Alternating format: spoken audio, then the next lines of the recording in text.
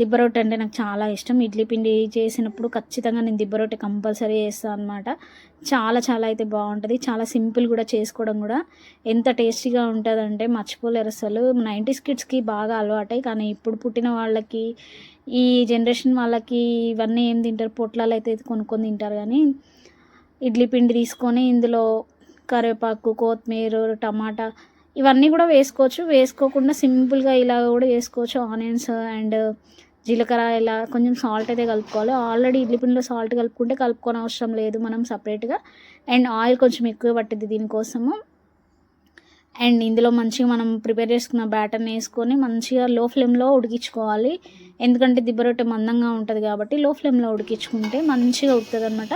మధ్యలో ఇలా హోల్ పెడితే ఇంకా మంచిగా కుక్ అయిపోతుంది.